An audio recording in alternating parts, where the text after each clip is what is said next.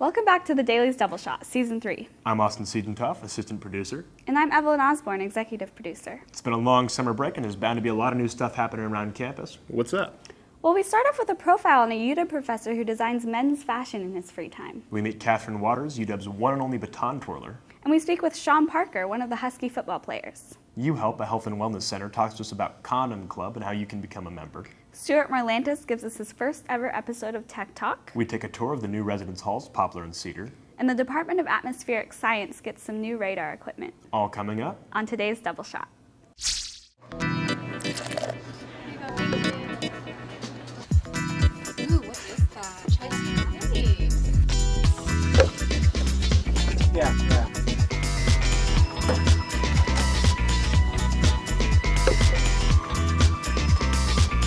I'll see you there. Okay.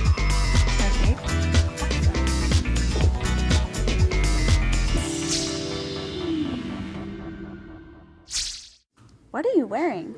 Oh, just trying to set a trend, bringing pirates back. You should ask Michael Cypress for advice. Who? He's an art professor on campus who designs men's clothing. Let's take a look. Michael Cypress, an instructor in the art department at the University of Washington, is also a passionate clothing designer. Going to graduate school at the University of Washington was what sparked his artistic voice. We sit down with Cypress to learn more about him and his talents. I was trained as an artist, I went to art school, and so the idea of wearable art is really more in line with where I'm at than fashion design in the sort of industry way.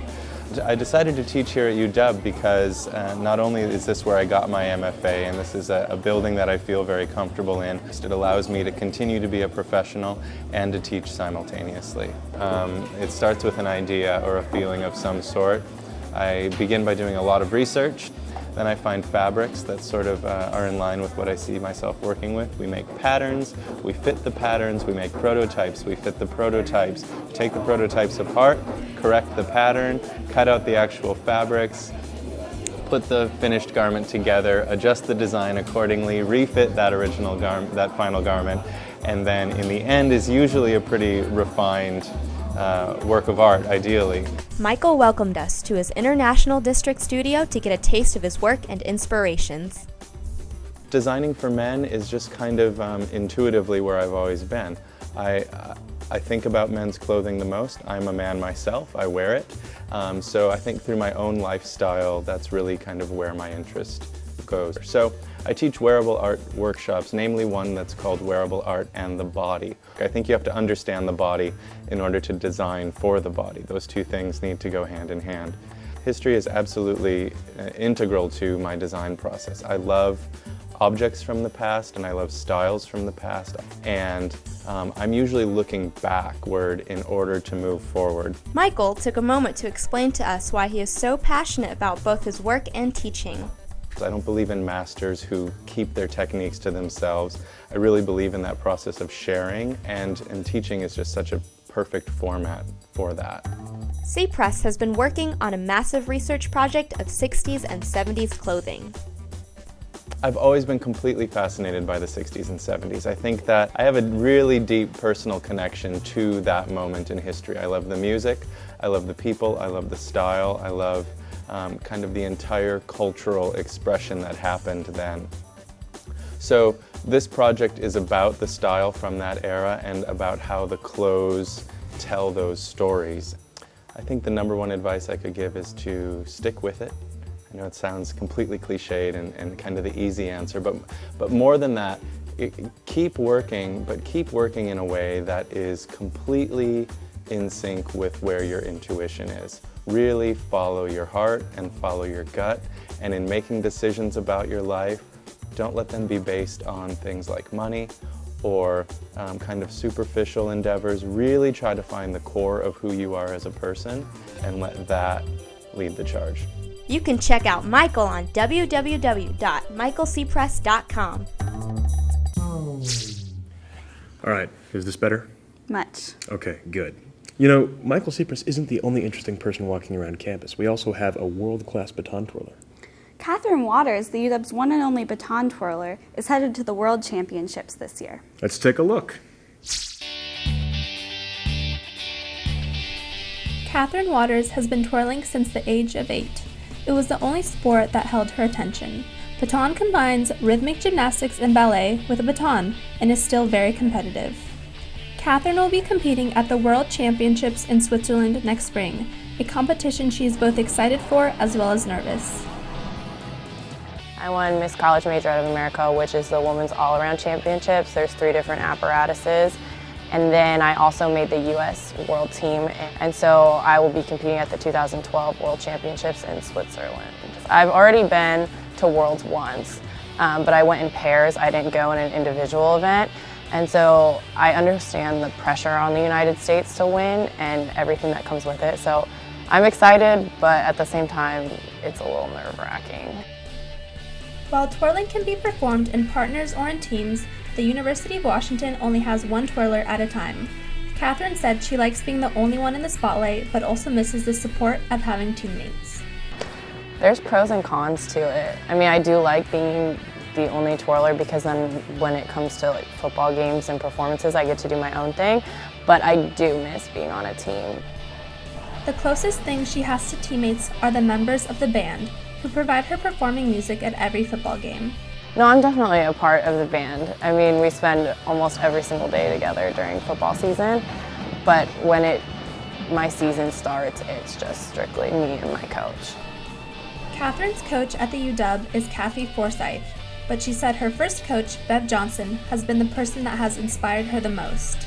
I've been with Bev since I was 8 years old, and she's really been an inspiring factor and a big part of who I am today. She's more of a mom to me. She really has encouraged me to be who I am today. Catherine loves performing and being in the spotlight, and she can't imagine college without it. Though twirling takes up the majority of her time, Catherine doesn't feel that she has missed out on any college experiences. I mean, there's some nights where I can't go out, I have to practice in the morning, but at the same time, I can't imagine college without being in a sport. It's not fun unless you're really active, whether it's in a sorority or a fraternity or doing something or being in a sport. You're not going to have a collegiate experience unless you're really involved. This past game, when they honored me for winning at nationals and making the world team, the whole stadium was cheering for me at halftime and doing this big announcement. Everybody was coming up to me. And so it's a fun experience going out there and performing. Though she loves performing, after this year, she does not plan to continue twirling competitively. We'll miss the performing aspects. Competing, I won't. I mean, I might miss it, but I've already accomplished everything I've had to accomplish, so there's no point of me missing it anymore. I think it's time to start a new chapter of my life. You can see Catherine's next performance during the Husky football game halftime show on October 29th against Arizona. Don't miss Husky football, Tech Talk, or Condom Club. Coming up after the break. Well, the Huskies have been doing pretty well this year so far. I love soccer. Well, here's a story about Sean Parker, the safety for Husky football. Oh, football. Yeah. So far this season, UW football is off to a great start, standing 2-0 in the Pac-12 and 4-1 in overall play. Sean Parker, sophomore safety out of Los Angeles, California, has made his presence known on the defensive end of the field these last 2 seasons and plans to continue to make big plays for the Huskies in upcoming Pac-12 play. My goal is, just to lead the team in turnovers and just to be a standout player every week, and just to help our defense and the team. In UW's first official Pac-12 standoff against Utah, Parker certainly made an impact by making an impressive interception in the second quarter. I mean, at that moment, I was just excited, when I seen the ball, I just knew I had to make a play. And in crucial situation, they was in the red zone, so, that was a big play. So I just had to make the play. While many big plays have been made so far by the Huskies defense this season, there has been some criticism as to whether or not the Huskies D is up to par. Parker seemed to have no concern about any of these critiques.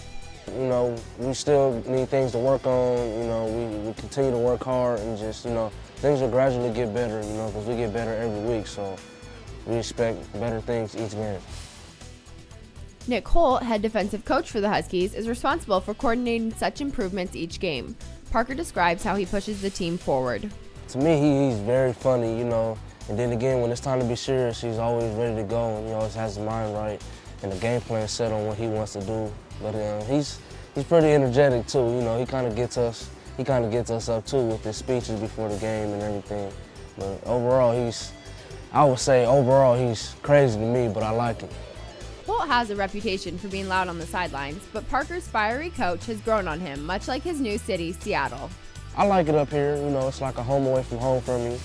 You know, it reminds me of back home, but just a lot more trees. Like, the environment is like so much better than back home, and the air is cleaner, so everything, I like Seattle. Although he is enjoying his new home here in Seattle, there are still some things in Los Angeles that he misses.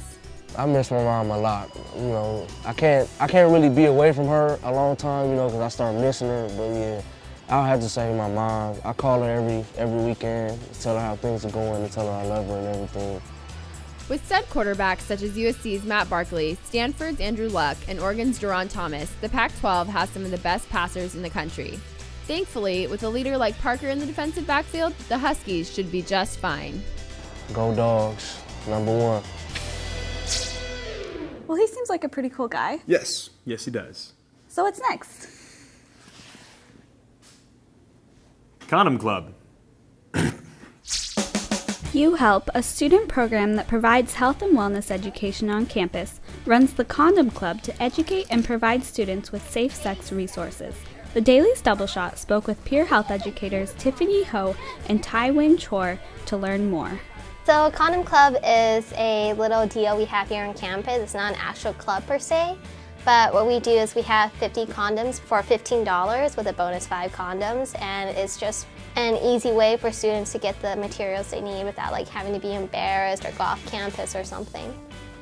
We're all about safe sex and stuff like that, and providing resources for students here on campus at an affordable price, and it's easily accessible because it's here on campus. 55 condoms for $15 is cheaper than Costco.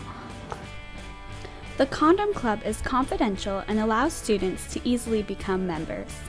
We don't take names or anything, so people come in here and ask their questions to get what they need without worrying about us disclosing their information. If a student is interested, they just come in. We give them a starter kit, and we give them a card that's like their membership card, and then they can either get all 55 condoms at once or periodically stop by to grab like intervals of 5 condoms at a time, and then we keep track of on their card like how many times they've been in. UHelp and the Condom Club is an important resource to the UW student community, and peer health educators are committed to helping their fellow students. We try to address the needs that students have, because a lot of people are new, they don't have everything they need to properly manage their own health, so we're here to help them with that. Just condoms in general is something that everyone should have on hand. Maybe not for themselves, but maybe for a friend, because here on campus, people are sexually active, and so I think UHelp is a really good program because it's your fellow peers telling you, how to be safe. A lot of students, maybe they didn't get all the education they need to make informed decisions, so that's what we're here for, to give them information that they need to make a safe choice. So we're always here as a resource. Peer health educators give demonstrations about health and wellness topics around campus. To get involved, become a member, or arrange a presentation, visit the Wellness Resource Center in room 187 of Hall Health.